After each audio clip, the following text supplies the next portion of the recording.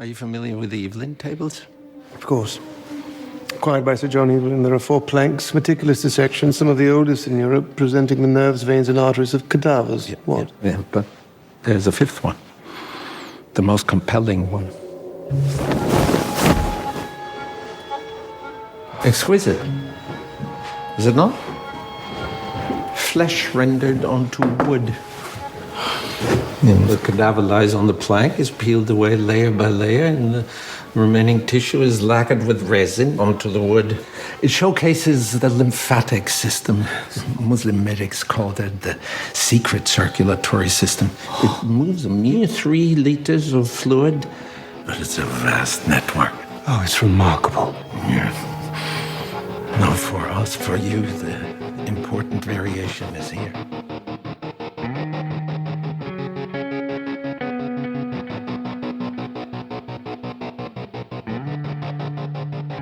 Hey, Adrenalheads. Welcome back to the show. I'm Mark.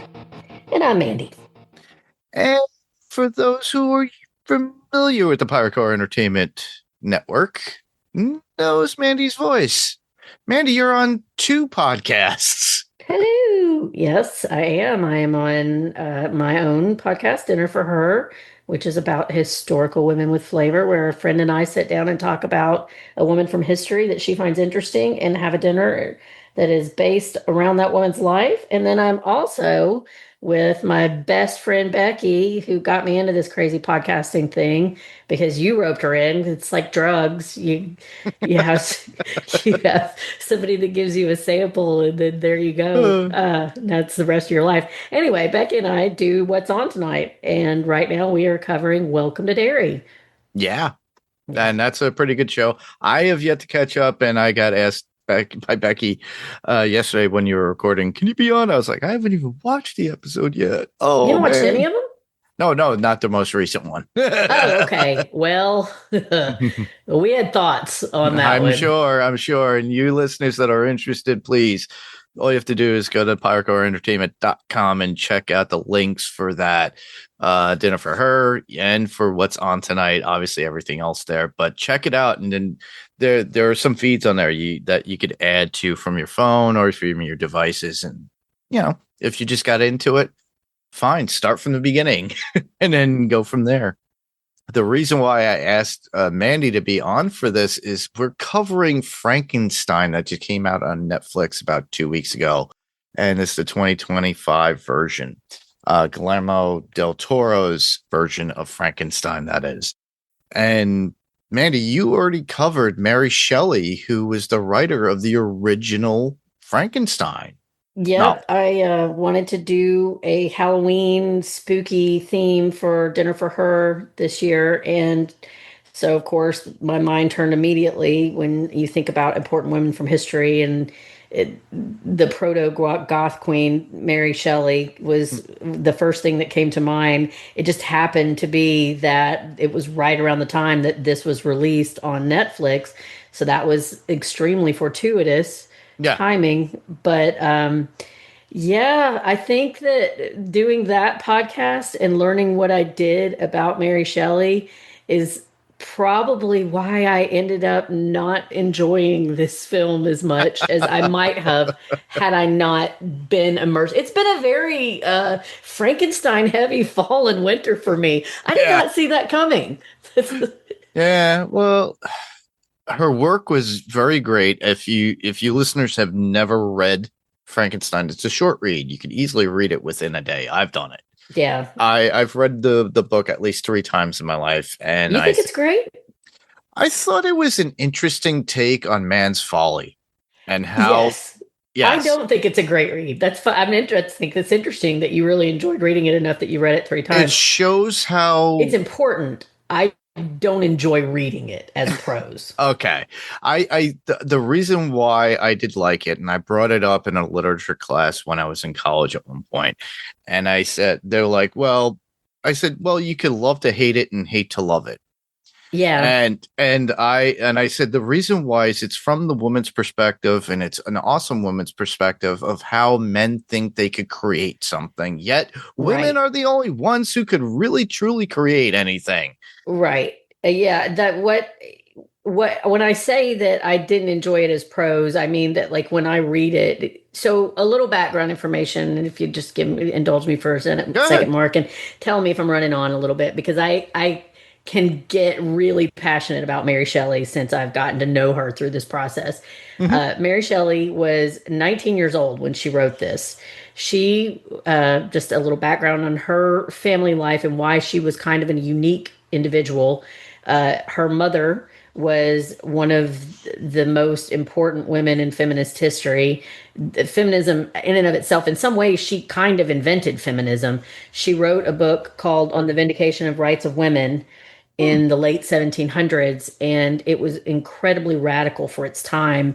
It basically laid out the reasons that women are currently in her day and age, and quite frankly, in our day and age to a certain degree, were second class citizens. Yes. And she talked a lot about how they were treated. I mean, at that time in England, especially, and that is where she was from, women had almost no rights under the eyes of the law. There was a rule called coverture.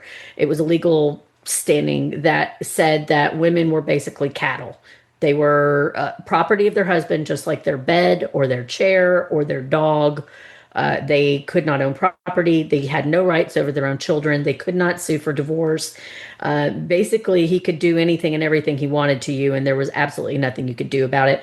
And so, for those reasons, even though she, in and of herself, was a fairly conservative person privately, I believe, she was kind of, she was not a promiscuous woman. She was not out running loose, sleeping with everything that moves, but she ethically did not believe in marriage because marriage as it existed at that time really was a prison for women. Yeah, it was enslavement. So, right, it was enslavement. And so she married a man named William Godwin, who is also a radical thinker and philosopher. And she ended up marrying him because she had already had one child outside of wedlock and had already discovered no matter what her ideals were, the world was not ready for that type of arrangement. And her daughter and she both suffered very much because they were abandoned by the shithead Yeah. that got her pregnant. So when she got pregnant by William Godwin with Mary Godwin at that time, Hmm. she realized that she had to get married for her daughter. Sadly, she died 10 days later from the god awful conditions of hygiene when she was given birth. So Mary grew up without a mother, and she was a very solitary child. When I say that she is the proto goth, I mean, she was literally the proto goth queen. She grew up, her favorite place to play and explore was the graveyard Yep. where her mother was buried, which she could see from outside the window of where she and her father and her stepmother and her step siblings lived. She learned to write and read by tracing the letters on her mother's grave. And when years later, she was seduced by and groomed by the poet Percy Shelley, who I'm going to try really hard not to hijack your podcast going off about how much I cannot stand That's Percy fine. Shelley and Honestly, his shitty little friend Lord Byron. no. You have your opinions, and you're more than welcome to voice them. Well, Uh, it's gonna get into why I have mixed feelings about this production. But at any rate, so well, back to this particular production of the film is not true to what the let's say Kenneth Branagh version, which no, and I think that it was also there were moments in there wherein he very deliberately gave the flowers to Shelley and Byron, and I take exception to that. But at hmm. any rate, I'm going to wrap up just to explain a little bit more about why Frankenstein was Yeah, remarkable, the book. So she is this very kind of in some ways sheltered, what's the word? A prodigious. She was a prodigy. mhm. She was used to work, being around her father's older intellectual friends, but she didn't really have peers of her own. She was a strange girl in a lot of ways and a Yeah, lonely girl. And she very much worshiped her mother's ideals, but she didn't really have her mother there in her life to give her the practical boundaries wherein you could put the framework of this philosophy. So she really just lived on ideals. And so this man, Shelley, comes into her orbit. He has an intellectual crush on her dead mother and her father. her living father, who was still, like as I said, writing and moving in philosophical circles. And he already had seduced one 16-year-old into abandoning her family and had ended up having to marry her through coercion and had two children with her, but got really bored with this whole family life thing. And because his principles of free love didn't allowed him to excuse himself, he felt perfectly comfortable abandoning his wife and two kids to run off to go hang out with Mary Shelley, whom he met when she was 14. And she very quickly fell in love with his ideals of, radical politics, free love, all of that. In theory, they allegedly, and when I say allegedly, it is almost definite that they consummated their relationship on her mother's grave. If you want to get as goth as you possibly can, Well, that is very gothic. that Unless is Typo Negative was playing, I don't know. right. But I feel like that's the soundtrack if they make the movie of that tale. At any rate, she has to run off with Shelley because he is her father, even though he himself had written about how marriage was slavery for women and had advocated for free love. In theory, did not necessarily want it practiced on his 16-year-old daughter. So she runs off with her stepsister, and she and Shelley and the sister go to the continent, and they're just poverty. They're running from their creditors, and they have to just keep moving, and they have very little money. They end up befriending Lord Byron, who was at least as big a shithead, if not more of a shithead, than Percy Shelley. Just feckless is the best word that I can use to describe him. But at any rate, he asked them to come to this villa that they're staying in that he has rented in Switzerland for the summer. But this happens to be the summer of 1816, which is also known as the year without a summer, because there was a volcano called Remora, which I believe was in the Pacific, but it erupted, and no one knew at the time that this was the cause, but it created this layer of ash in the environment that meant that a great deal of the world had a really, really cold spell that summer. So even though it was June, there was rain and even some snow. And so they were stuck inside a lot. And they decided that they were going to play this game where they were reading ghost stories to each other. They had a book of German ghost stories, etc. And they decided they were going to have a competition to write the scariest story. And that got Mary to thinking. And over the course of several days, 2 weeks, she had this idea of, and I don't know where she could have possibly gotten inspiration for this, a very intelligent man who did not marry his intelligence to any kind of ethical bent.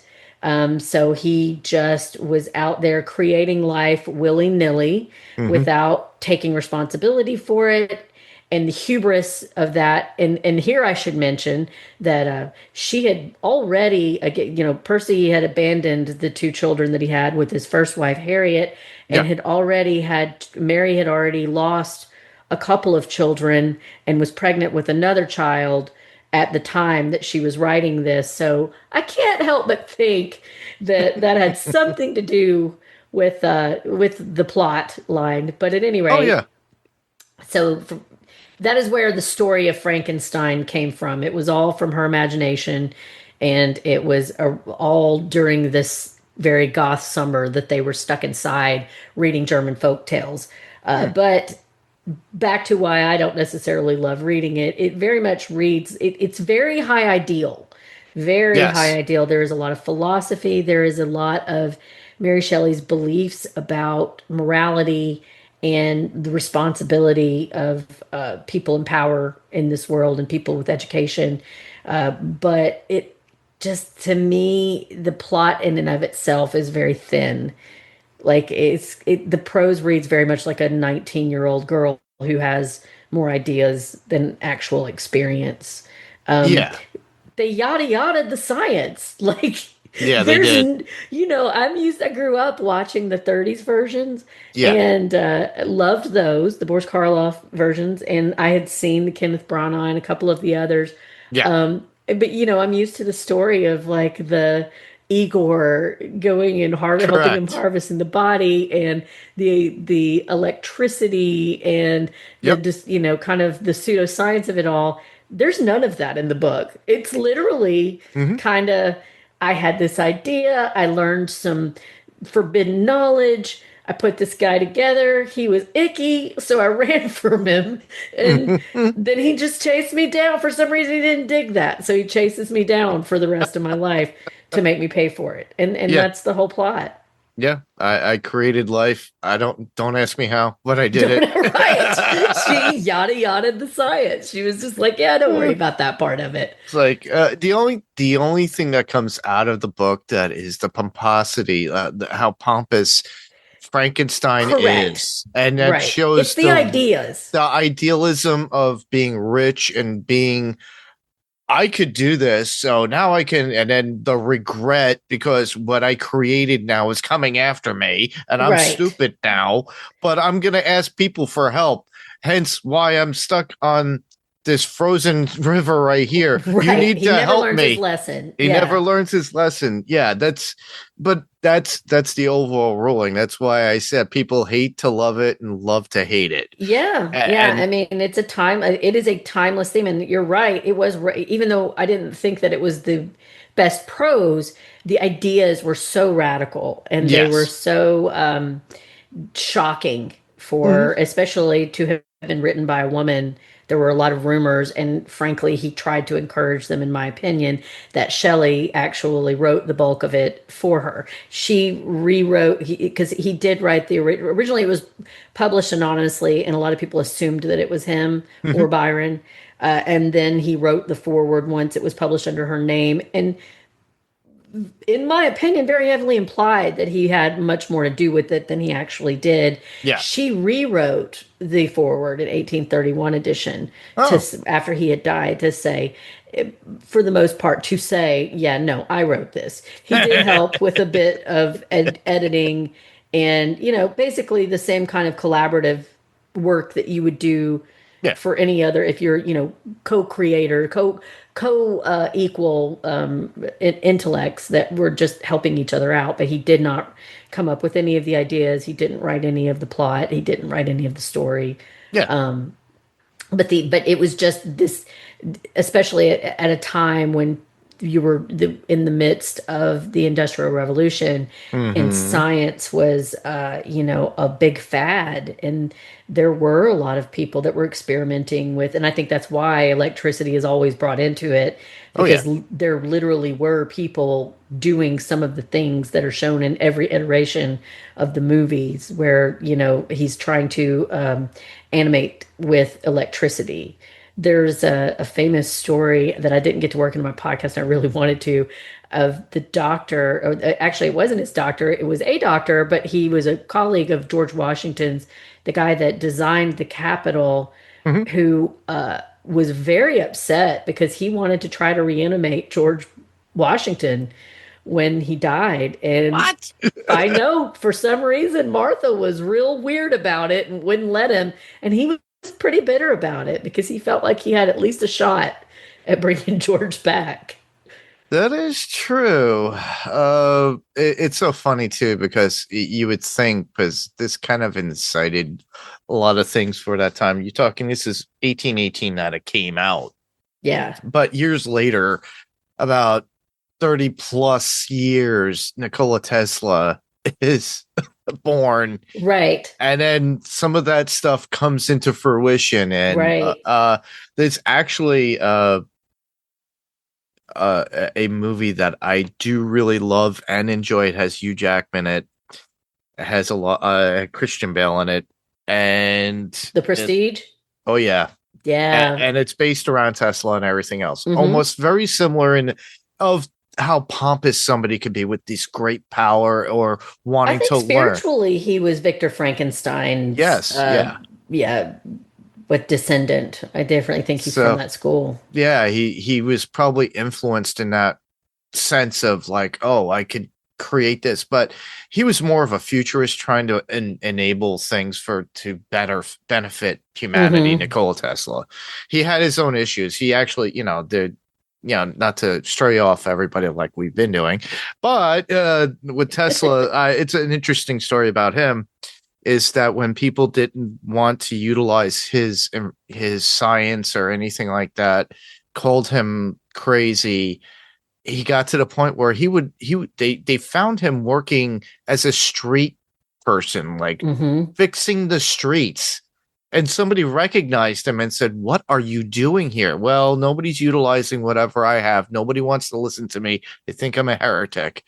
So I might as well just blend in and be like everybody else." Yeah. Well, didn't Edison steal some of There his was the ideas? issues between direct current and AC current, and with Tesla.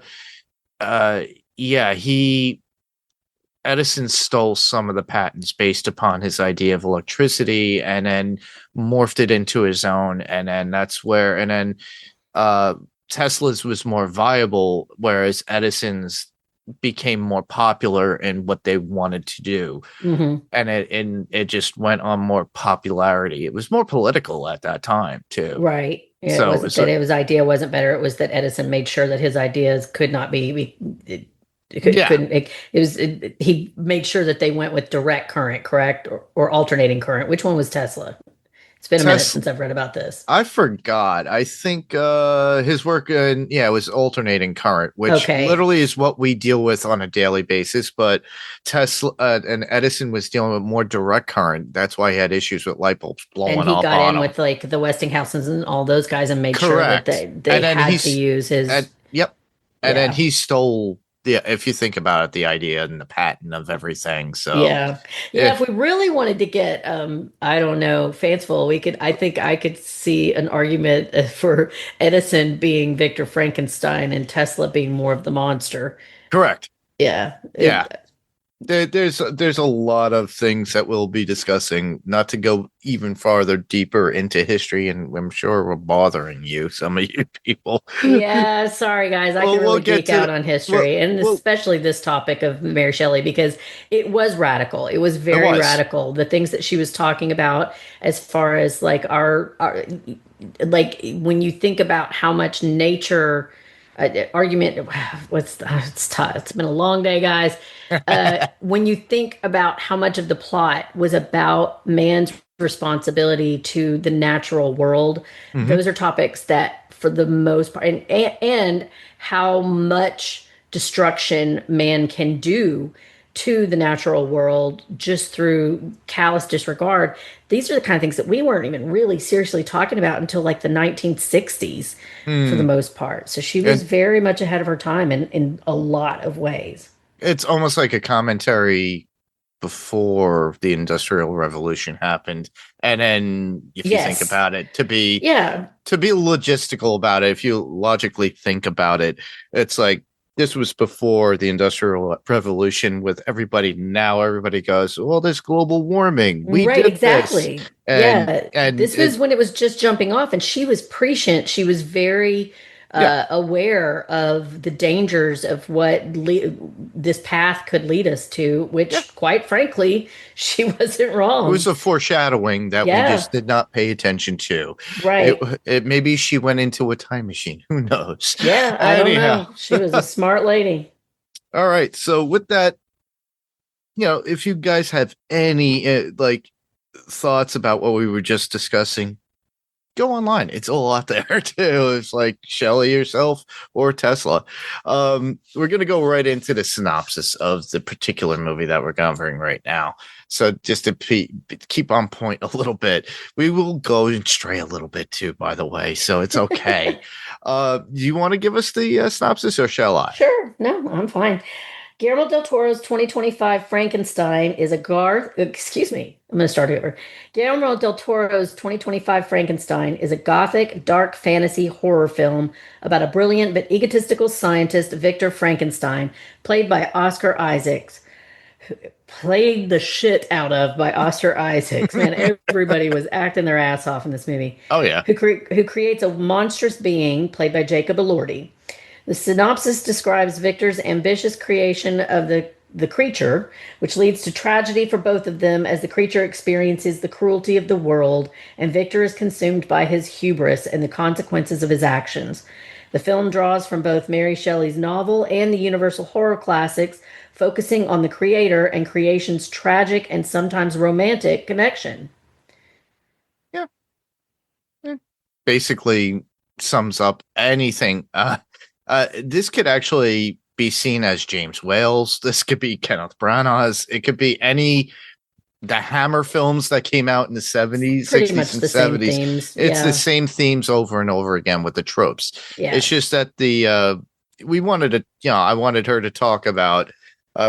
to talk about Mary Shelley a little bit because she already had that. And maybe if you want to focus in on that conversation that she had with her friend on her podcast, please do go listen to it. With this, we'll focus in a little bit more on the story itself. But we'll reference the source material a little bit more too. You want to take us into the people we may know within the film with the first one I have listed? Sure. Jacob Elordi played the creature. He is an Australian actor who first became famous for his role as Noah Flynn in The Kissing Booth. And then famously, this is not in the synopsis here, but really pissed off a lot of teenage girls because the moment that he started becoming famous, he said some pretty shitty things about that role, and it hurt a lot of little girls' feelings. He later received critical acclaim for his portrayal of Nate Jacobs in the HBO series Euphoria. Elordi has also played Elvis Presley in the biopic Priscilla, earning him praise from Priscilla Presley herself. Elordi has expressed his passion for acting and storytelling, and his candidness about fame and personal struggles has resonated with audiences. Yeah, he's a fairly new actor. Oddly enough, I did see The Kissing Booth, and they did actually Did you really? sequels. Yeah, I think that's adorable. I don't Oddly know why I enough, think that's funny that you've seen The Kissing Booth. it's one of those things that you get bored and it gets on a It's on, suggestion. yeah. And it's like on Amazon or whatever. And I was like, oh, what's this? Okay. Oh, this is intriguing. It's a little cutie little movie. And I it's just like to think about you watching that, Mark. I think now I'm going to insist that you and I do like a Hallmark Christmas movies podcast. Oh, I've been told that I'm a mush. I'm a romantic mush. Oh, I love that. So it came out on a friend of mine's podcast. It's like, oh, Mark likes these movies too. He's not all about it. I've told you before we got on, and I can't remember what we were talking about, but you were asking me if I'd seen something recently, and I said I hadn't because I deliberately avoid most of the deep drama stuff that comes out because there's just enough stress and anxiety in the real world. Oh, yeah. I do not go seek it out. I watch quite a bit of just, if I am, I don't watch a lot of television, but when I do, most of it is just mindless, nothing that's going to get my anxiety rolling.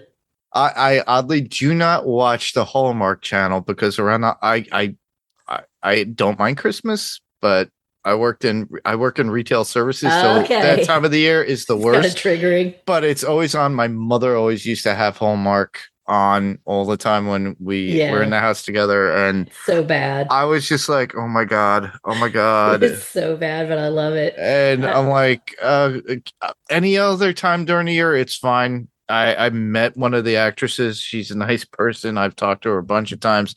Alicia Witt is in those films. Actually, I love Alicia Witt. Oh, she is beautiful. So and I always get reminders from her through her thing because we talked and I'm on her list. It's like, please come because we're going to have this Christmas event in July. And I'm doing a whole thing. And I'm like, okay. That's funny. I love her. Did you did you know what happened to her parents a few years ago? No, I haven't looked into it. They died within like she didn't know they were gone for like a couple of weeks. I want to say it was like they froze to death or something like that. Yes, I heard something that was tragic. It was really sad. And I never went into it, but yeah. I've heard really good things about her as a human being. Like she seems to be a pretty decent person. So She is a nice person. If anybody goes to a convention, or you go to those Christmas conventions that they do yeah, have, they yeah. Well, have she them does in a New lot of charity Jersey. work, and she seems like a really really good person. And it was kind of heartbreaking to read about what I She's want to say that they both were struggling with some form of mental illness, and she yes, was doing her best to try to take care of them, but also she has a life, and anybody that's ever struggled with mental illness knows with family members or with yourself, it can be very difficult to manage. And yeah. just how awful for her. I She must she's a vegan, and she actually really. has vegan cookbooks out there too. Mary Shelley was a vegan, and guess who else was a vegan? The monster. Yep, That's something they didn't really get into in the book in or in the the movie here, but in the yeah, movie or any of the movies yeah, actually. yeah. That is a canonical thing from the books. He was a vegan. hmm to continue forth with the people that were in the film, we have the one and only Mia Goth, who plays Elizabeth Lavenza. My daughter's favorite. She Mia loves me. Gypsy Mello da Silva Goth is an English actress, producer, writer, and has appeared in both Hollywood blockbusters and independent films. She's known for her roles as Maxine Minx and Pearl in the X movie series. They came out between 2022 and 2024. I've watched them. They're disturbing. I won't. My daughter, again, my daughter Ava, she loves Mia Goth. That's her favorite actress currently. And she keeps trying to get me to watch the X movies. And I have no desire The to. last one was based in the 80s, and it didn't really appeal to me because I grew up. Like, Yeah, I was born in the 70s, so I grew up in the 80s. So I'm like, same. I didn't want to. No. Okay. Yeah. But the first two got me, and I thought, okay, interesting. Okay. Yeah, that is tragic. The first one, which was based in the 70s, was good. And then they go to Pearl, which was, I thought it was okay. Cool. I did notice her in the movie, which was a straight to Blu-ray and streaming format movie, and is one of those that are always looked at going bordering on triple X. And the movie, Nymphomaniac. yes, Yeah. came out in 2013. Has Goth's one-time boyfriend. I don't know if they're still together. They're married. They're married. Okay. Yeah. So real sex scenes in that particular film too, really done by the actors for most of Yeah. them. So if you're not into that kind of thing and bordering on that, please don't watch it. What's his name? The husband. It's a little short guy that is wacky. He gets handsy with women, and that's all I can remember about him. What is his name? Oh Can't man, recall. he's the guy from the Transformer movie, Shia LaBeouf. Oh, I was gonna say I was like, you're talking about a little guy. I'm thinking Danny DeVito. No. But no, okay, yeah, it is Shia LaBeouf. Yeah. Yeah, Yeah. I do not want to see Shia LaBeouf having sex with anyone. So no, I have not watched Nymphomaniac for that reason. There you go. I only watched it once and I'm like, why did I watch that? If it had a different star, maybe. I'm not being a prude. I just don't want to see Shia LaBeouf. I don't want to see Shia LaBeouf in a turtleneck, let alone naked. Well, if he was Clearly, I didn't miss anything. uncircumcised, he got a turtleneck. Anyhow, make a joke about that. The other movies like Suspiria from 2018, which was a remake. Honestly, I saw that and I prefer the original. Yeah. And Emma in 2020. Goth has also starred in Everest as Meg Weathers and won Critics' Choice Award in 2023 for her role in the movie Pearl. That one I would actually recommend because that's almost more of a period piece, and that was an interesting version out of the series. I started watching it, and I just could not get in. I like horror, but I don't know why. I just can't get into those Pearl movies. I tried X too, and it just doesn't do it for me. I did like her in Emma. I'm a big Regency era British literature fan, and she was in Emma with, oh gosh, what is her name? She's a little, I always think she looks like a rabbit. She's a little British actress. And Anya Seton Joy. She was, no, that's her name. Anya Taylor? Hold on. Anya Taylor-Joy. Anya Taylor-Joy. She got the big eyes. Yeah, yeah, I think she looks a little bit like a bunny, but they did a great job, and it just I'm calling that out because it's interesting that may be the only non-horror role I have ever seen her in, and she did a great job. It was a very understated role Hmm. that she played, and she was a secondary character, and it was kind of a sweet, naive character, and it was very different for her, and I thought she did a great job. Awesome. Next one. Christoph Waltz plays Heinrich Harlander. Christoph Waltz is an Austrian and German actor and a director known for his work with Quentin Tarantino and his portrayals of villains and supporting characters, and I love him. He's a great Some actor. Yeah. some might say he is the modern Christopher Walken. I want to see those two in a movie together very badly. He won an Academy Awards, BAFTAs, and Golden Globes for Best Supporting Actor for his roles as SS Officer Hans Landa. Fantastic. Yeah. In Inglourious Bastards, made that movie. For me, he made that movie. Yeah. And as bounty hunter King Schultz in Django Unchained. Same. As a matter of fact, I don't in general watch Tarantino movies. I'm just not an enormous fan. I like some of it, like anybody that came up in the 90s, I loved Pulp Fiction, loved True Romance. But I think that he's a little bit in love with himself, and he's just I a agree. little bit winky nod with himself in a way. He's self-indulgent. That's the word I'm looking for. And so I don't always enjoy them. But if he's got Christoph Waltz in it, I will watch it. I will Yeah, watch anything that man does. He plays a villain very well.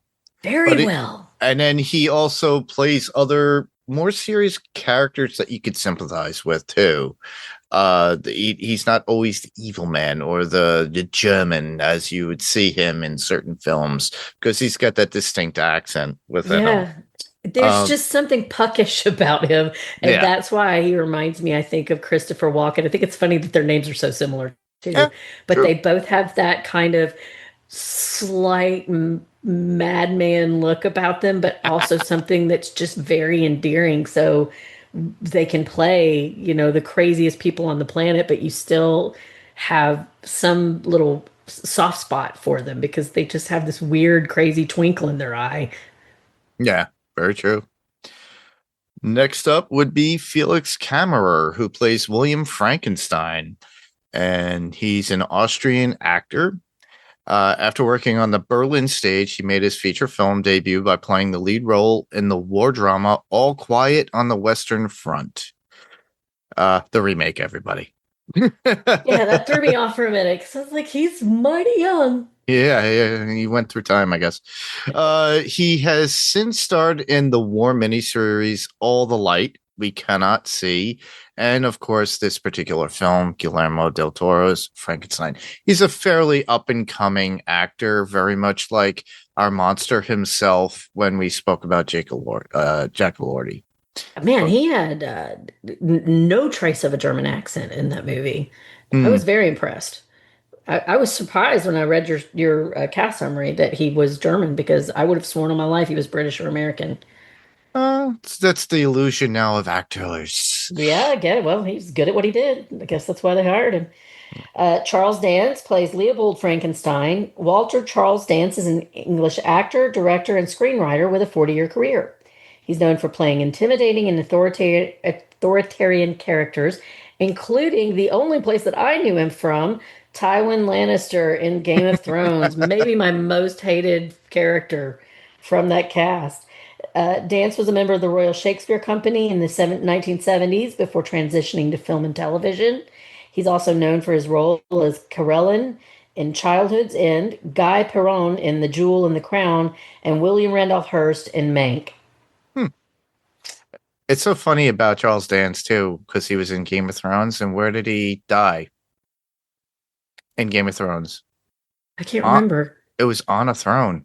Oh, that's right. The Yeah, toilet. I forgot about that. Yeah. Honestly, I quit watching Game of Thrones after about halfway through the first season because I had read the book and I knew where this was going. And again, I try real hard not to bring any more extra anxiety into my life. Exactly. But I kept up with it through all. It was like I felt like I watched it because I very closely followed Yeah. all of the edits and the summaries and every week when it came out. I just You could not. you would just read it, be like, Yes. yeah, I knew that was gonna happen. Oh, Yeah. okay, yeah. Yeah. I'm glad I didn't watch. Yeah, exactly. Yeah, I just could not have my emotions destroyed like that week by week for 7 years, but I did keep up with it, and he did a fantastic job. Yeah. Next up would be David Bradley, who played the blind man. So he's an English actor. He is best known for his screen roles, including Argus Filch in Harry Potter film series, Walder Frey in the HBO fantasy series Game of He Thrones. was?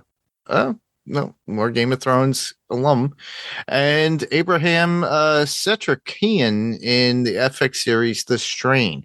I remember him from that because I actually watched The Strain when it came out for the first 2 seasons. I don't remember that. I vaguely remember it coming out, but was it about like a pandemic? Almost like that with vampirism.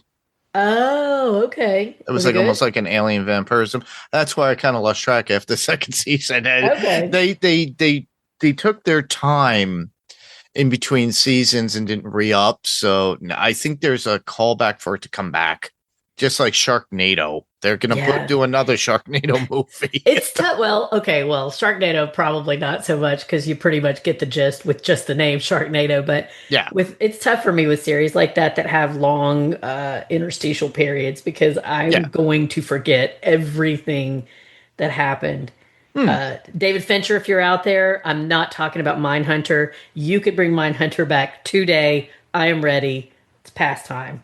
But the rest of those films that take 2 or 3 years in between, like this Stranger Things that's coming up, I'm gonna It's have already to go out. back. Did it come out today?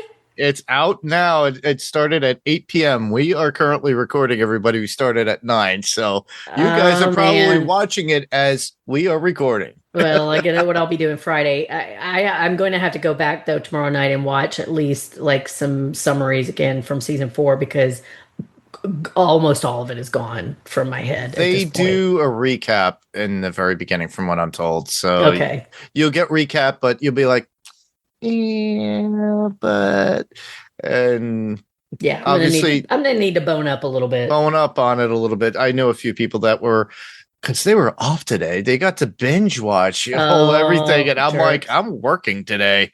I was like, I don't have that time. Well, I know this is not a Game of Thrones podcast, but I will say this is one of those few series that like I have not been disappointed in any Same here. Yeah. I mean, there's been like when they had that little moment where 11 joined the Runaways or whatever, the New Mutants. I was literally that's what it was. Yeah, it really was a ripoff of that. But other than that little blip, like I've loved everything about it. So I'm excited about this. Okay, back to the cast list. Bern Gorman plays Fritz. Bern Hugh Gorman is an English actor born in Hollywood to British parents. He's known for his roles as Owen Harper in the BBC series Torchwood and Carl Tanner in Games of Thrones. Look at that. His film credits include Philip Stryver in The Dark Knight Rises, Herman Gottlieb in Pacific Rim, and its sequel, Pacific Rim got a sequel? And Commander Hoff in The Hunger Games, Ballad of Songbirds and Snakes. In 2024, he played Father Damien. That's where I know him from, in Tim Burton's Beetlejuice. Yep. Yeah. Daddy. He's been around for a while, which is cool. And he was in Pacific Rim, and there was a sequel. Sequel didn't do so well, so that's why we never got another one. Well, there you go. Yeah. I'm a huge kaiju fan, so I loved the first. The second one is tolerable, and I liked it, but Bern Gorman, obviously, I remember him from Torchwood. Those of you who are, Doctor Who fans and stuff like that, they're, some other cameos by him as well. Okay. Out of that area. All right. So that's our cast. I don't want to put too many. There's more people in there we could possibly have done, and I just don't want to go too crazy with it. Yeah. But right now, in the midst of, before we get into our casual talk about the movie, comparison thoughts of the movie that were adapted to film over the years. So this this is searched in personal thoughts based upon the source material, which is Mary Shelley when it was adapted to cinema. So we'll get an idea of our overall thoughts where it was from the original version, which was James Whale, who was a homosexual at the time when he did that film. Not many people knew. I And didn't know that. yeah, he was a homosexual. And there's, I think the movie is called Of Gods and Monsters. Oh my gosh, I did know that. I saw Of Gods and Monsters in the theater. Yeah, I'd completely forgotten about that. What a callback. So that's, and a lot of people feel that his version of that was his own reflection of himself and being a homosexual and Being an outsider and yeah. Correct. So that's his passion on that. So to continue forward, while no adaptation is perfectly faithful, Kenneth Branagh's 1994 film Mary Shelley's Frankenstein is often cited as the most faithful of the original novel. I'm going to tell you, I rewatched it today because it's been a minute since I saw it, and I remember enjoying it at the time because I had a big thing for Kenneth Branagh films, especially because he kept casting my favorite in the world, Helena Bonham Carter. So I enjoyed it back at the time. I'm going to push back on that. I don't know where anybody got that was the most maybe it was. But if it was, that's kind of a sad testament because it's really not faithful to. I don't feel like it was really any more faithful to the novel, the source material, than this one was. Yeah, it just faithful in different ways. I think it's faithful in a sense of the character himself and how pompous he was and what he was doing. You had Tom Hulce in the movie too, which. Loved that character himself and how he tried to rationalize everything. Yeah, but it just also Branagh's characterization of Victor was humanized based upon the love of this weird relationship with that other character. Elizabeth. Elizabeth, yeah. Well, and I guess here, and I don't know how far we want to go down this rabbit hole, but honestly, that I would say personally that I feel like Oscar Isaac's Victor Frankenstein was in spirit more true to the actual Victor of the book. Like the chronological series of events is more faithful in the 1994 version in that the mother doesn't die when he's a child.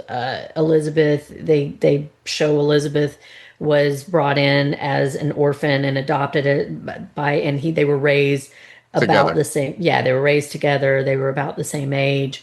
Those types of things. But I felt like rewatching it today, man, Kenneth Branagh was chewing that scenery. That man was really enjoying directing himself in a scene where he got to take his shirt off and be shirtless Victor Frankenstein creating life. Like he worked for those abs and he was going to make sure that you saw those. But I think that he was too kind to Victor. I think that Oscar Isaac's Victor is more true, while it doesn't as faithfully represent the same dialogue that Mary Shelley had.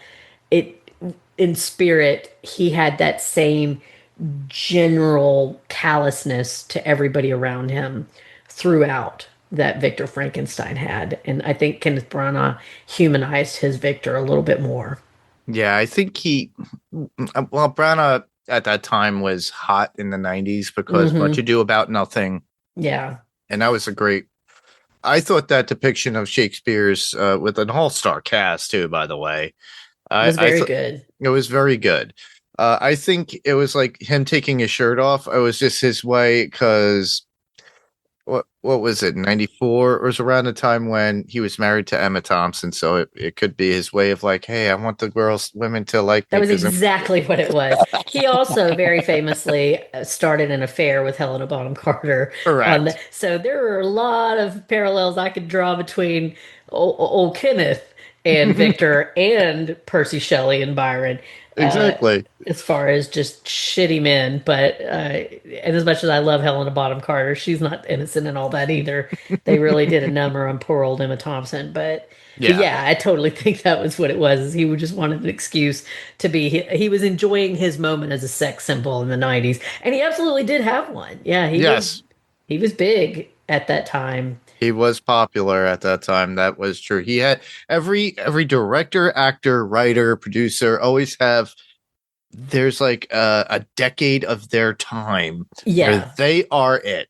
yeah, and he And was then the it boy for yeah, a hot minute there in the mid '90s, and he was like the cerebral, the sexy cerebral guy, which again, it made me like I was fully expecting to watch his version of Frankenstein and be like, see, this is what Frankenstein is supposed to be like, because that's how I remembered it. yeah. I came away feeling a little embarrassed for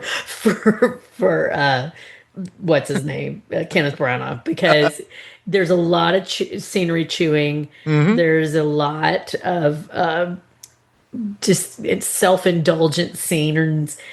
Some of the dialogue is kind of silly to me, and instead of it being, because I'm going to get in later on, I've already told you we're going to get into some things that I didn't necessarily love about this version, but I Yeah. will say that I do think that Del Toro was much more unflinching in his look at Victor Frankenstein's cruelty and hubris Mm. than and it was Branagh played up more of the tragic romanticism. He did. Yeah, I agree completely. It was more the pompousness, the arrogance from Oscar Isaacs in comparison to Brown Eyes, where you want to sympathize. He's trying to Yes. get you to sympathize with Yes. his character. I gotta run. I gotta go. I'm Right. losing my wife. Oh no, this Right. wonderful thing is after me that I created. Right. Oh, Like he's the it's tragic okay. It's hero. only De Niro. Yeah. And De Niro is actually a better monster, in my opinion, than Agreed. Jacob Lordy. Yes. Agree. Which, Oh, 100% agree about that. okay, so I that, I absolutely agree that De Niro made that movie, in my yeah. opinion. And I love Hulse's interaction as that faithful character. I think he played Fritz in that, Yeah. if I recall. And I thought, okay, it was a faithful character, but kind of whiny in a sense, like, oh, please, Victor, you got to, oh, the Black Plague is here. Yeah. It's like, oh, was it Yeah, Black he Plague only or cholera? existed to back up Victor, to be like Victor's wingman. Yeah, Yeah, basically. yeah, yeah, to In play no way that. does he really truly hold him accountable for anything. Yeah, I agree. But you have other adaptations that are considered close to include like The Terror of Frankenstein 1977. I haven't seen that one. It's a Hammer film. So I love Hammer films. I need to check it out because I do enjoy the Hammer films. and then they also mentioned in this article that I took this from, obviously this particular film that we're covering. Hmm. And they talk about, saying it was praised for capturing the novel's gothic tone and framing. Now, some of the setup shots within this seemed a little bit good as far as the time period, how it looked. I like the clothing that they had to wear, all the how they were representing that time. Some of the effect shots were pretty good, as even though one in particular was completely CG. I thought it was Yeah. interesting, and I was like, okay, this really does work. But we're gonna go into it. I have all the other. I don't know why I put it twice, but close adaptations just mention what I just mentioned. They're saying the less faithful adaptations, whereas the 1931 Frankenstein, which is the classic Universal film by James Whale, and is very different from the novel, but we've all grown up with. Everybody, we know that look, Boris Karloff, and Yeah. it focuses more on the mad scientist, mad on say. How Yeah. dare you? And then trope rather than the physical questions raised in the book. Yeah. It was So, more of an adventure story than it was really a correct. serious look at the hubris of man. But it showed his folly as well, being destroyed at the end from his creature. Yes. I always think of this as more of a strategic way for Will to put in his own thoughts of his own, his homosexuality, like I said before, and no acceptance for him as a gay man to create life, because it's his interpretation of, men can't really truly create life, are not allowed to. Now, in this day and age, we could have like an Arnold Schwarzenegger kind of film where the guy gives birth. If you remember that one, Junior. I think that if I recall from watching Gods and Monsters, it's a lot of Whale's symbolism. A lot of people think that he saw himself in the monster, and that idea of being the outsider, the outcast in society, and being hunted down and being persecuted for something that you can't have, that you have no control over. Yeah. For the monster, it was being born, it was being created, it was being hideous according to human standards or whatever. And for Whale, it was just this idea that he was born gay and he couldn't find acceptance in society. And still today, there are a lot of people that are persecuted for just following their own natural inclination, just how God made them.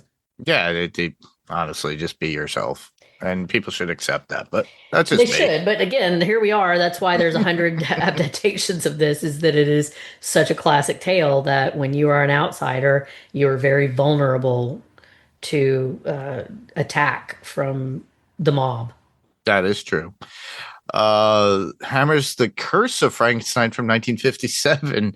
While considered a gripping horror film, this version is widely seen as having a plot and characterization that is widely different from the novel. I think this might have been the one where Lugosi might have played him. I'm gonna have to look up those, because again, I do love horror or Hammer films.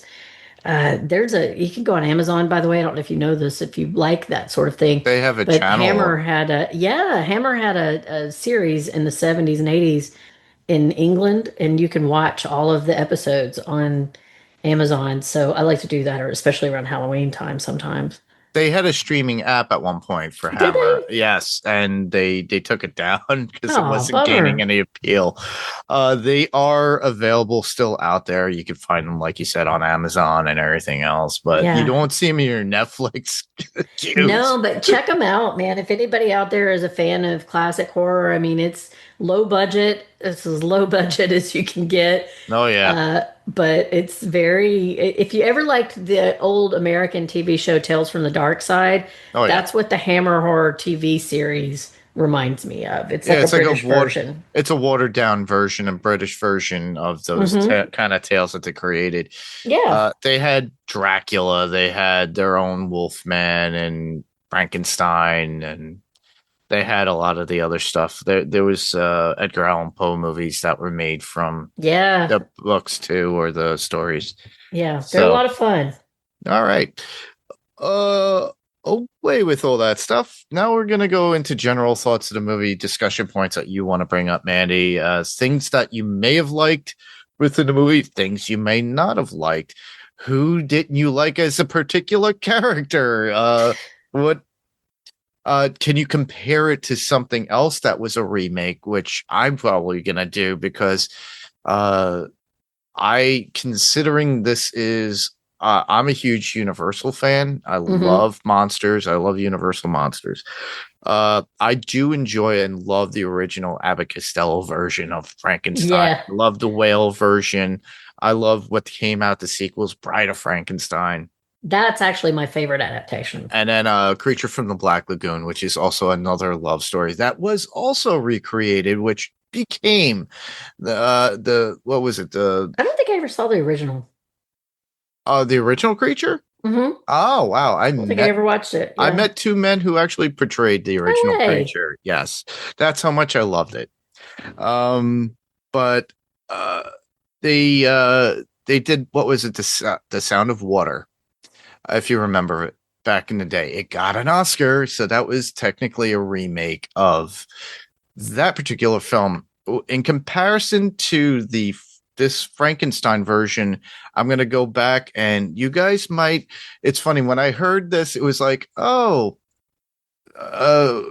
Guillermo del Toro. I was like, the first thing I thought was like, Guillermo, didn't he do the werewolf? And I'm like, no. Benicio del Toro did the Yeah. werewolf one, which was an interesting take, but not true to the original Definitely not Universal. true to the original. Are Yeah, you talking about The Shape of Water, that Guillermo The del Shape Toro of movie Water. that There came we out go. a few years Why did ago? I say The Sound of Water? Yeah, I did the sound. I want to see that, the Sound of Music crossover with The Shape of Water. It's a So you got musical, everybody. Yeah, a musical of Maria von Trapp falling in love with a fish man. I think that's we need that. We need that remake. Well, they had a fishman in another Guillermo del Toro movie, Hellboy.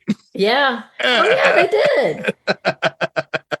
But anyhow, I look at that because I look at the many adaptations because not only did we get Benicio del Toro's, which is okay, entertaining, very bloody, and had good effort to try to give that feeling of the original story of the Wolfman, which came out years and years, like in the 30s and the 40s, Mhm. with Lon Chaney Jr., which I truly love, Yeah, I loved Universal it. based. They kind of came close with it. The Anthony Hopkins point of it, and I was like, wait, what? Hey, we got two, and Yeah. then I was like, okay, well, it is far better than the Jack Nicholson version that came in the 90s. Yes. Yeah, I agree. Very much so, So, I agree. so I look at these movies overall in comparison, story wise, like you said before, Mandy, the differences we kind of talked through them of the difference by the Branagh version and this one. I agree with you in a lot of sense of like you could tell it's like Branagh trying to go, oh, I want this. Oh, look, what was me? Look at me. Whereas Yeah. Oscar Isaacs was a little bit more stronger in that, but also gave the same thing of passion. I like the introduction of like him on the ice, walking on the ice water, seeing the ship, and then telling his story based upon what we got from the book. Mhm. And then not only did we get that, but we also got the monster story out of it too, because it does that within the book. You do see Mhm. that there is a blind man. He does get that whole point. There's also the young Frankenstein scene, if you'll remember, which I always love, where he pours the soup. Yeah. Oh wait, no, that was soup. the one where he was. Yeah. Okay. He pours the soup. The blind man pours the soup. Yeah. It reminds me of that. I love the humor too, in that you got that from Abbott and Costello meets the Frankenstein Wolfman. But I kind of put the Branagh version and this together, so I would have to do like, oh, let me do a binge watch of these movies if I wanted to, and then just rate and compare again, and I'll probably do that. Yeah. I'm not saying one is better than the other. Yeah, I have already stated that I love De Niro's version, but I did not like Elordi's version of this particular character. He seemed a little bit more emo or gothic, and in this one, in comparison to where De Niro was more sympathetic to the creature but had heart to it, where Elordi's it just like it was more of like an emo idea of the monster, and there was a little bit more. I didn't think they captivated it as much. Maybe I'm not liking Elordi and his coverage. I'm not saying he's a bad actor. I'm just saying I didn't like what I got out of it. And Mia Goth's character, I prefer Helena Bonham Carter. Helena Bonham Carter at that point too, because she would make a better bride in the end. Even though she's married to Tim Burton now. Yeah, no, they're divorced again. Yeah. Again? Yeah. Well, again, I say that. I think they did get together and broke up several times, but they are officially divorced. I want to say he's with Monica Bellucci now, or Bertolucci, or whatever her name is, the woman that played the bad. If you watch the last Beetlejuice movie, she was the the Beetlejuice's villainous wife. Yes. Okay. All right. Yeah. Yeah. There's a reason why she was in that movie. Much like Kenneth Branagh, Tim Burton likes to move in with his leading ladies. Co-stars. Well, yeah. Look at Mars Attacks. and who his wife was then. I forgot her name, but she played the female alien that Oh, did takes. she? Yeah, I that don't was think I her. knew that. I got to see her. She's been in a ton of movies. She was in oh Plan 9 from Outer Space with Johnny Depp. I forget the name of the movie. Ed Wood. Ed Wood. Yeah, Yeah. she plays Elvira in that. Huh. I did not know that. So yeah, there was a long time within their marriage that she was in a ton of his movies. So Well, I knew that he had a history of that. I didn't remember about his first wife. But my feelings about the movie Mhm. are really kind of tied up again in what I realized about myself this week is I don't really love any movie version of Frankenstein. On the one hand, because Mhm. I have this this immense amount of respect for Mary Shelley. Um, I love that Frankenstein is still such a part of the zeitgeist. I love Yes. that for her. I think that it absolutely, I understand the reasons that it captures our imagination. I understand why the themes are timeless. And privately, I'm going to just for a minute, I'm going to capture y'all for just a second and go back again to Mary Shelley and her life and Good. wrap up a little bit about why I feel so passionately about this. So, these two men, George Gordon, Lord Byron, who was one of the biggest romantic poet, probably the biggest romantic poet. Mhm. Everybody, even if you don't know poetry, you know She Walks in Beauty Like the Night. That was him, and he dominated English literature or romantic poetry, at least for the last almost 200 years. Percy Shelley, who was Mary's husband. I've already gone over a little bit of why I don't have a great deal of respect for the man. But just to sum up, those two men are the epitome of feckless. They are it is very obvious to me that Victor Frankenstein in large part was based on those two men because and not to sidebar too much, but there's actually another famous the prototypical vampire is actually based on the real Lord Byron. Lord Ruthven was another story that came out. Dr. Polidori, who was his actual doctor, was also there during that fateful house party in Switzerland. And he wrote a story about a vampire that was a British lord, and it was based on Lord Byron because he was just a destructive, nasty, terrible human being in his private life. I mean, we can say that we can't judge historical figures, but this is a man who ruined many women's lives Yeah. in his whole philosophy of free love and all of that. It's all well and good if you're not living within the structures of a patriarch, if you're not a woman living within the structures of a patriarchy. And he repeatedly would seduce these very young women away from their homes, their families. And then the minute he got tired of them or the children that they bore, he would just go off on his next adventure. And Yep. Percy idolized him and emulated him in a lot of ways. And it was all very well and good for a 16-year-old Mary Shelley who had lived this very sheltered life and had grown up idolizing her mother's words, but not actually having her mother there to give her any real life practical advice Yeah. when she's 16 to be seduced by this great literary giant she believes. But by the time she wrote this, she had lived with the man for several years and had seen firsthand how she and her body and her life were the ones paying the price for his desire to just keep moving to the next adventure, the next love affair, the next woman. She kept having children that died. She was sick. She was Yeah.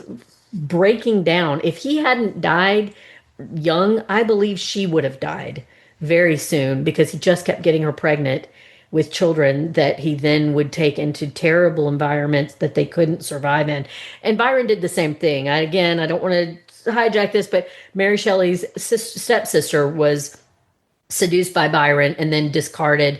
And then he took her child away from her and locked her in a convent where both Mary Shelley and her sister told him this girl's going to die. And she did because that he didn't want to deal with the mother anymore or the child, really. So I don't have fond thoughts of both of those men.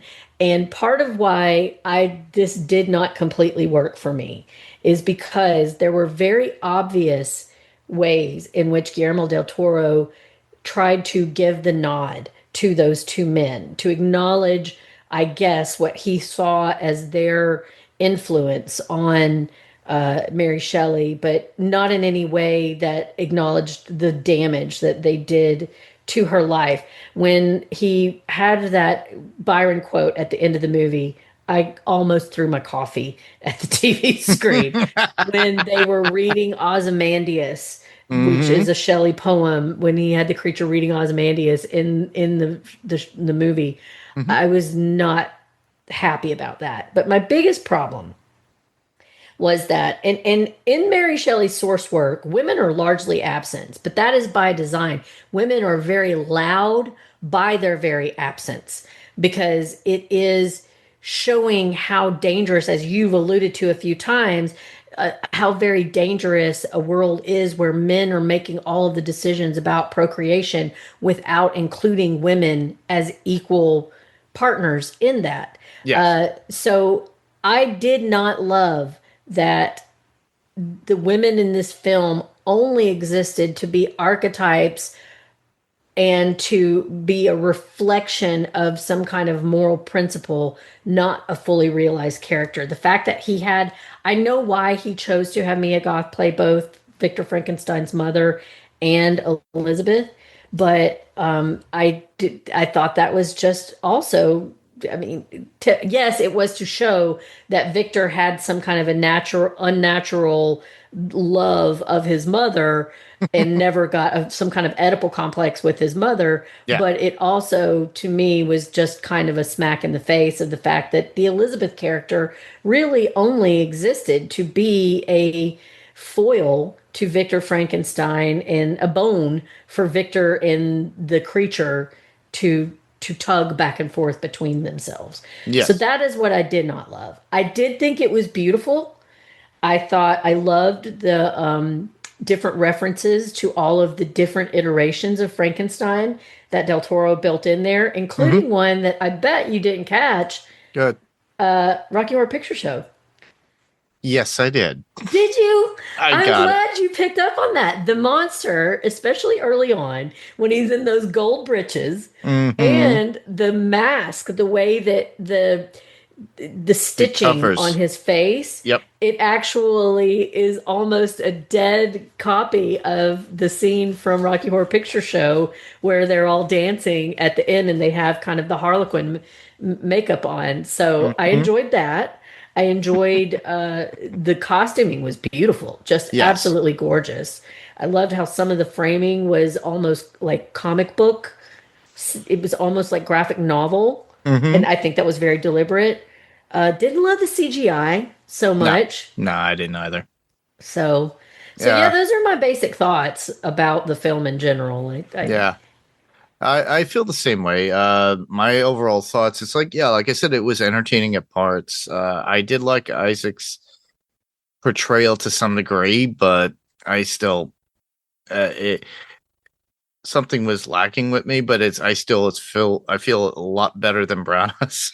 Yes. I was always comparing that in the back of my head while I'm watching. Well, honestly, I do think those are the two best versions. I will say this. I do think these are the two most meaty versions. I don't even know if best is the right way, because truly, like I said, my favorite iteration of any of the Frankenstein stories is the most 30s. Ridiculous. It's The Bride of Frankenstein. Okay. Which is in some ways, a very silly film. I mean, there's a lot of, it's in no way, shape, or form faithful to anything that came from Mary Shelley's imagination, but I loved it. I thought it was, it's my favorite one to watch. Those two are probably, these two that we've been talking about, the Branagh version and this version, are probably the most stylistically in depth. Yes, for the look of it, costuming, the scenes, acting, the scenicness within it. I love it when they portray period pieces on like sets that look like castles and for its time, using real horses instead of CG. The CG in this one I was not too thrilled about, but the scene where he has the half person and it catches the ball and then sends it back and all that was interesting. I like the scene. It's just the CG portion. I liked that. I didn't like the wolves. I didn't like the wolves coming after Frankenstein on the ice, and they're sending out the wolves again. Yeah. Well, and just like it just didn't. It looked it took me out of it. Like that. I thought that the mannequin at the beginning, when he's originally showing his just demonstration of what he has done so far, that was new and interesting. Yes. That was to my mind, I thought that was a good use of CGI. The wolf fighting, it looked fake to me. The dog's just going after him. It's like, we've sent dogs before, but they get killed and blah, blah, blah. So yeah. But it also just didn't look good. It didn't look fake. It didn't look good. It didn't look real. And it's interesting because I watched a little bit of the making of that is also on Netflix that Guillermo del Toro did. It's a 45-minute special that kind of walks you behind the scenes. And he said something along the lines that, people expect a handmade film. And I thought, well, that's interesting because this didn't feel handmade. In a lot of ways, this didn't feel handmade at all. It felt kind of overproduced. Overproduced and structured. Yeah. And it was following that same format that we got with Branagh. And nobody went off the rails and changed it a bit to their own version. It didn't feel like there was any real stamp on it except I'm going to say I do think that Oscar Isaac, I mean, he was chewing a lot of scenery. I will tell you one thing that made me laugh out loud was just how this is something I kept saying about this version is how on the nose it was. Like everything was just like being spelled out for you so heavily. Oscar Isaac's chugging that milk throughout this film is a very obvious reference to breast milk and how he has mommy issues. Yes. Just was I laughed out loud. Like that made me laugh out loud. I did not love again I loved the costuming for Elizabeth. Wasn't a big fan of them changing the entire story there so that Elizabeth, rather than being a contemporary of his that he grew up with and was a longtime part, because part of the whole story is about how Victor turned his back on his longtime love, Elizabeth, that he had this understanding with for a very long time, instead bringing her in as, his brother, because of course in the original, his brother is a little boy who ends up getting killed by the monster. Correct. I didn't really enjoy that change. And also, I think it took something away from it a little bit that he whitewashed the monster. Like, it took some of the depth out of it that he made him so unequivocally not the bad guy. Because in the book, the entire, or one of the points that she's trying to bring home is how abandoning your creation like that and bad parenting essentially literally can lead to someone becoming a monster. And that the monster did do awful things in the film, not just to Victor. He murdered a child. He framed an innocent woman for it who was put to death. He killed women. He did a lot of things in the book that were morally ambiguous or evil. And again, you are sympathetic to him because he is abandoned by his maker the minute that he is born. That's another thing that's hilarious about the book. Is literally he creates this thing and is like, "Ooh, your eyes are yellow. Bye," and then just pieces out and leaves this 8 foot, because in the book he's 8 foot tall monster roaming the world. So I didn't like that. I didn't like how they made him this, like you said, this kind of emo romantic hero. It was, and the funniest part about it too, and if you think about it, between the book and how Shelley did it and how it's always seen in films, maybe it's her showing how sociopaths are made. Yes, yes. She doesn't excuse. I mean, yes, he is the tragic figure of the book. That is something that people get wrong a lot. That's definitely something Brianna got wrong. Victor Frankenstein is not the tragic hero of the book. It is the monster. You are supposed to empathize with this Yes. creation that did not ask to come into the world. But you're right. She was not whitewashing that. She was showing that, monstrous things are born from monstrous ideas. Correct. And so I think that this was before any kind of forensic science in the world. But yes, I absolutely think that was one of her points, is that evil, terrible people are often the result of shitty parenting. Yeah, and what did they always say that you always oh, I forget the name of the term about how a somebody who is kidnapped, beaten, or always Stockholm sympathize. syndrome. Yep, Stockholm syndrome. Yeah, it's Yeah. like she had it herself based upon, and then this is kind of a reference to that Yes. based upon these men. Brilliant. You were right. Man, Mark, I would high five you if you were right here, because you get it. That's exactly it. Is that she was coming, I truly believe she was kind of coming out of her Stockholm syndrome when she started writing that And book. And it was a realizing and slow who she process. was writing about was the men that she was with. Exactly. And I mean, and I don't know how conscious it was, but I think it became very self-evident to her as she went through the process and further iterations of the book. Mm. But even just to take it to a metaphorical level, because on a certain level, she was writing about her, I do firmly believe, her own experience, but also metaphorically, she was just talking about science and progress devoid of ethics. So just extrapolating that out, not even talking about sociopaths or human monsters, unchecked greed and unchecked, scientific advancement leads to horrible things like, the depletion of the ozone or the destruction of the rainforest, which, or environmental issues where you have raging forest fires. These kinds of things, they don't have morality like human beings do. It leads to unchecked destruction. And so, to a degree, the monster was just supposed to represent unchecked destruction that is caused by human hubris. And so I think that by whitewashing the monster into this kind of romantic hero, he took some of the fangs out of him. And I think that's what you liked about De Niro's version, Yes. is that De Niro's version was still sympathetic, but he was more muscular. Like he owned his own Own violence and villainy. anger. Yes. In a Yes. way that this monster did not. Yeah. He was just a sad boy. He was just a sad boy who would be handsome without all the scarring, and he just Yeah, wanted that's to have a nice lady and move on. he needed a facelift, everybody. Yeah, that's Uh, all.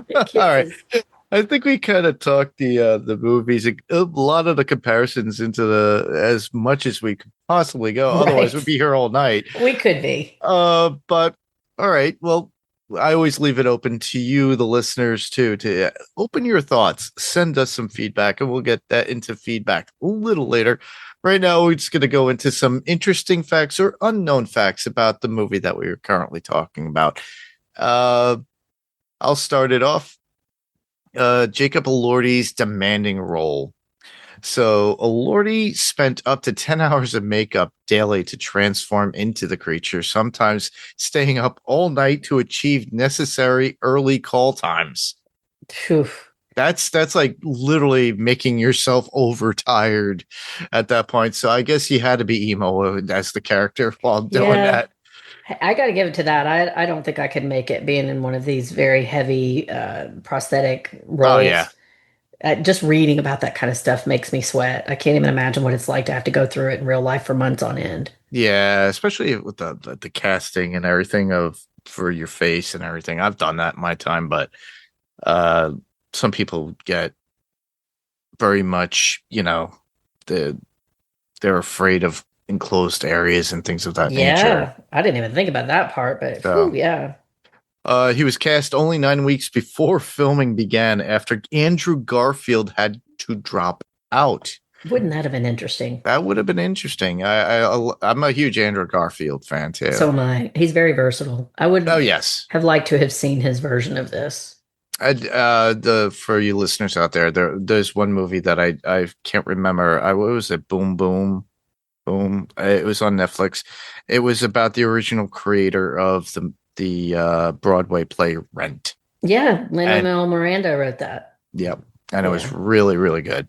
To prepare for the physical performance, Elordi studied Japanese buta dancing and Mongolian throat singing for the creature's movements and voice. That is a little bit out there, but as soon as I hear Mongolian throat singing, I just reference Bill and Ted and the recent sequel doing no.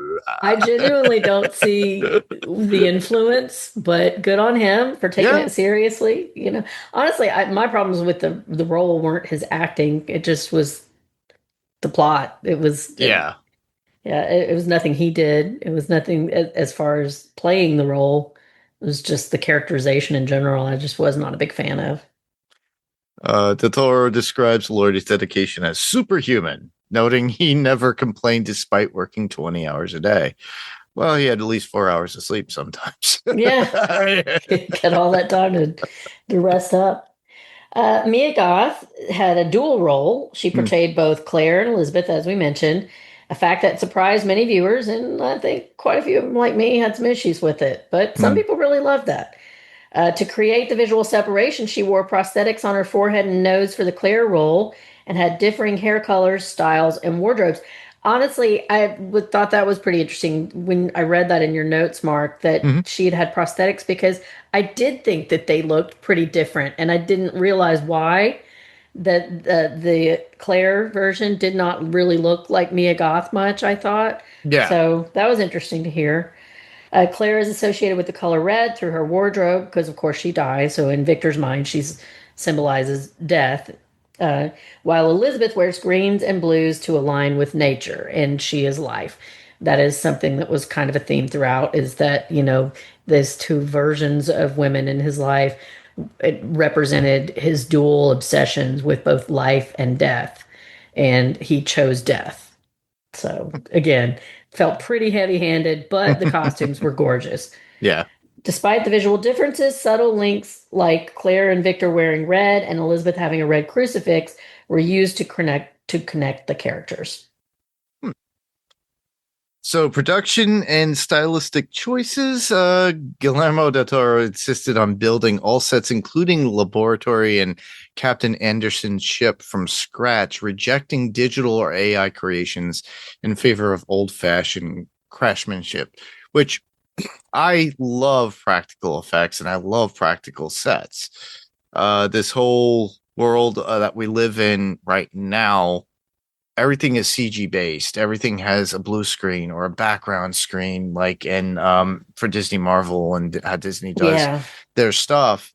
I'm really favoring the new director of the new Spider-Man film, which they're doing now. Unfortunately, I feel bad for Tom Holland, who got, I don't know if it was a concussion or he cracked his skull, or I don't know what happened, but it was during a stunt that he had done himself, and they show him in wire work.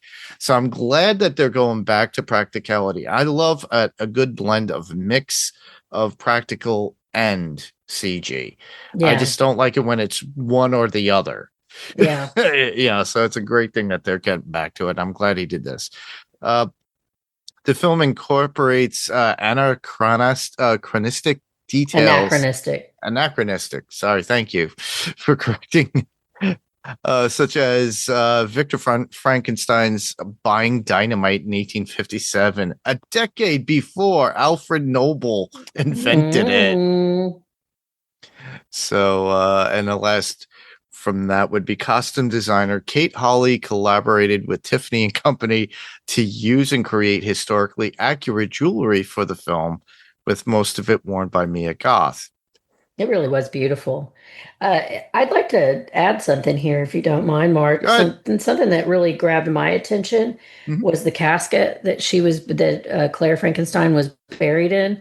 That very kind of beautiful casket. It looked like a sarcophagus, and there was a opening where you could see her face. And then That you is a cover it. real, yeah, that's a real casket. It was a real casket brand they're called a Fisk metal burial case. They were invented in 1848 by Almond Dunbar Fisk and manufactured in Providence, Rhode Island. So I guess it would have, speaking of anachronistic, it wasn't the correct time. It was a little later on down the road that it was invented, but those were real. They had the advantage of keeping, because this was a time of a lot of disease Hmm. before the widespread advent of vaccines. So a lot of people died from communicable diseases. Yep. This would keep them in an airtight So nobody tank. would get, like, Right, it wouldn't be airborne to them if right, they view the body. right, and it was you could still view the body, but you weren't exposed to pathogens, and it also allowed for bodies to be shipped. So they were kind of popular during the American Civil War because you weren't going to be able to be buried for a long time. The Fisk casket was a good option for you to use. They were very expensive. They were $100 at the time, which would be the equivalent of $3,780 in 2024, which actually really isn't that much. But for the That's average not much. person at the time, it would have been pretty unaffordable. And last piece of little trivia, Hmm? American Vice President John Calhoun, my distant cousin, was buried in a Fisk casket. Oh, wow. Yeah. That's pretty wild. Yeah. Since you gave us that lovely trivia, I'll finish off with the last story and character changes. So, some characters from Mary Shelley's novels, such as Justine Moritz, Henry Clerval, and Ernest Frankenstein, are omitted from Del Toro's version. That would be the father, or was the stepfather or the father, I think. It was the father, but I think he changed his name. Okay. No, The Ernest Frankenstein was his uncle. Oh, that's right. That's right. Yeah.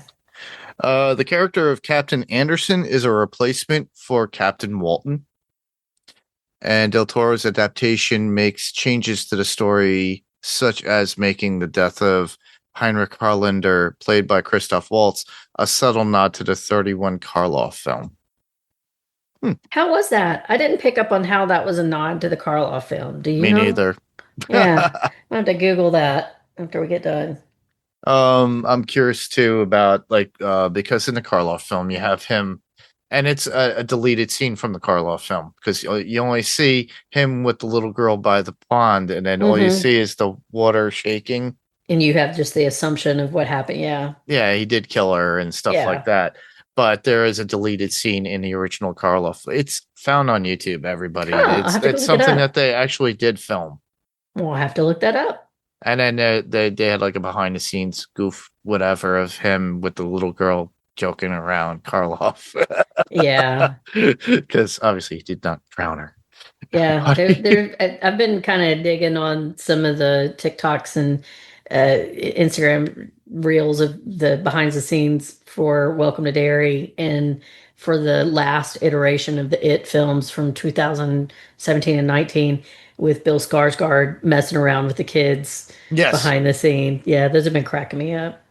All right. So we're at the coming towards the end of the podcast regarding the film itself for Frankenstein 2025 that can be found on Netflix.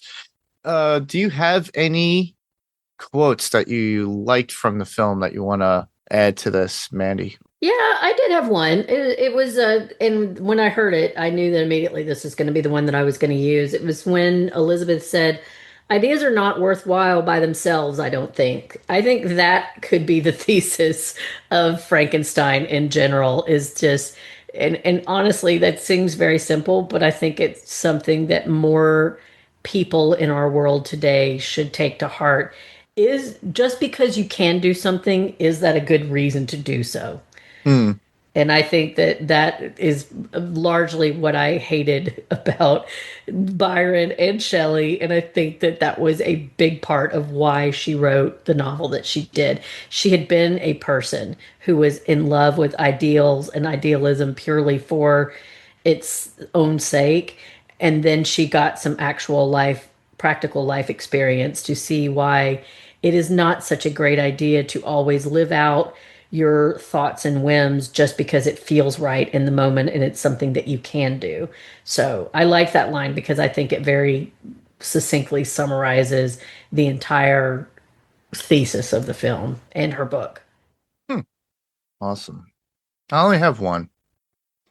And it's from the creature himself. I am malicious because I am miserable. Yeah, that again, I actually think that's a pretty succinct description of some of the real heavy themes of Frankenstein in every iteration. Let's Yeah. be blatant about it. It's Yeah. literally what it is. Yeah. All right. With that, I mentioned earlier about feedback. We did, however, get some feedback. And we got 2 pieces of feedback. I did post this on Facebook and Instagram and stuff like that, just for you guys to do some feedback. No audio feedback from anybody, which is fine. But these 2 are from Facebook. I'll start with the first one. Mandy, you can read the second one.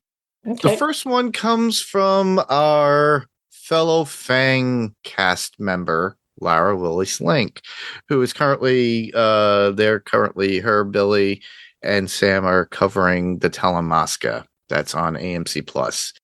So Lara has to say, as a fan of Guillermo del Toro's previous films, I knew this one would be an opulent feast for my eyes, or for the eyes, and touched by del Toro's signature love for all those beautiful and grotesque, but I could also feel his love for the original source material, as well as his love for the monstrous and reviled. So much so that he made Frankenstein's monster more sympathetic than he was in the book, taking away some of the more monstrous elements of the creature, like murdering a small child, framing an innocent woman, and destroying all Victor's loved ones. But I will allow it, as I too, like Elizabeth, felt love and pity for this film version of the creature. And she continues on saying, and of course, Victor, through most of the movie, is more abhorrent, cruelly abusing his creature rather than just neglecting it, and pursuing his brother's fiancée like a stalker until his final scene, where he takes a clue from Bart Simpson's rule book and repents on his deathbed. A saving grace that book Victor never gets. She goes, I agree that the morality of Victor and the creature was far more heavy-handed here than in the book. Yes. And some references a bit too on the nose, like Yes, references to Prometheus Unbound, as they usually call it in film. But I think Del Toro wanted to be resound with a wilder audience and not just readers of the book. Yes, of course, everything's more of a visual take. Superhero and the CGI animals sort of took me out of the story. Yes, I kind of mentioned that. But I love the literary Easter eggs, such as the creature reading Ozymandias, the poem by Mary Shelley's husband, Percy, and reading Paradise Lost, Milton's epic poem of the struggle of God and his broken creations, Lucifer. Though not my favorite Del Toro movie, it's still a great one and the best adaptation I've seen of Shelley's work. Yeah, I agree with some of the things that you said there, Lara, but I don't think it's the greatest. Yeah, I agree with some of it. Some of it not so much, but I do. I love that she said that it was too on the nose. That was my biggest complaint about the whole thing, is that it was very heavy-handed. It was very. The themes were all very, very, very, very obvious. Yeah, it was right in your face. Yeah, there was very little subtlety to any of it. From our Pirate Core Entertainment family and host of What's On Tonight podcast, and my best friend Becky Anderson says, I watched this on the way to Charleston and I was pleasantly surprised. I'm not the most well versed on the Frankenstein genre, but I did read the book back in the day. I thought the storytelling for this adaptation was really good. Great cinematography, set, and acting, and I loved how we got both sides of the story. My heart broke for the monster, being born into a world he didn't ask for, horribly mistreated and misunderstood, then forced to find his own path. It was really sad seeing his journey, trying to find a place to belong, only to be cast out. Don't blame the guy for being angry when he ran into Victor again. Him choosing to forgive Victor was more than I would have done, and the movie ended with me feeling really sad that he will have to wander the world alone forever. Bex, I'm going to tell you one of my theories is I don't know that they will get a sequel or that Del Toro will even be interested in a sequel, but I will tell you if it gives you any hope that I think that Elizabeth wearing that, well, and he's actually said that dress that Elizabeth was wearing at the end, where it had like the strings or, the hanging off of it was supposed to be a callback to the Bride of Frankenstein being wrapped kind of like a mummy. Mhm. And I think that you're supposed to be left with a little bit of hope that somehow along the way that he will find someone to reinvigorate or revitalize Elizabeth and bring him back so that he will finally have a mate. So I think that that was the entire point of making her a stand-in for the bride. So hey, Becky, you can just pretend somewhere in the world somebody is hooked Elizabeth up to some Electrodes. electrodes and they're just cruising the world together now. And she's having the biggest bad hair day of her life. Yeah. I want to see a Mia Goth getting the full on bride treatment. I want to see that movie. Just do away with literary pretensions and make that film, Guillermo, and I'm your girl. All right. To submit your feedback, just like Becky and Lara have, and send in your theories and thoughts as well, all you have to do is go to our Facebook group. Just go to facebook.com/Adrenaline Cinema Podcast. Whatever's on Facebook is on Instagram. And I did post an image with saying, hey, we'd love to hear your thoughts. And that's what happened. You could also send an email to us directly after listening. It doesn't necessarily have to be this particular podcast you're going to talk about or write to me about or whoever. It could be our past stuff. We've done a lot of stuff. We started off with the movie Die Hard. Now you could tell me that's not a Christmas movie and I'll just yell at you. It still is. I don't even fight that argument. So, yeah, you could just, email us at adrenalincinemapodcast@gmail.com. If you feel the need that you want to have your voice heard, be part of the podcast, yes, we do play it. All you have to do is record yourself, send it as an attachment. We'll play it. We could be heard on Apple Podcasts, Spotify, Pandora, or whatever podcast player of choice. Obviously, there's going to be, ratings and reviews. Please send them Spotify and Apple Podcast, and you can actually get in touch with us.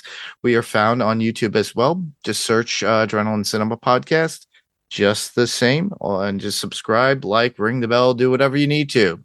Leave comments. We get them that way as well. Same thing with Spotify. Along with that, I do highly recommend that you check out the other podcasts on the PirateCoreEntertainment.com website. That includes Mandy's Dinner for Her and What's on Tonight. Exactly. And you can check out my the other podcasts that I do, like Panels to Pixels podcast, where Steve and I are currently in the middle of doing Gen V Season 2. Right now, we're taking a little bit because of Thanksgiving weekend or week and everything. We're going to be back the following week. You'll still have episodes. You'll have more episodes from Adrenaline Cinema Podcast as well with The Running Man, which should have come out before this one. So check those out. Give us your thoughts just the same.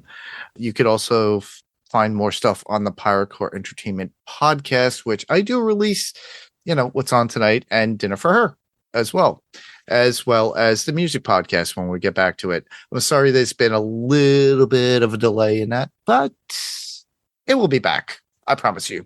It's just a matter of getting everything done.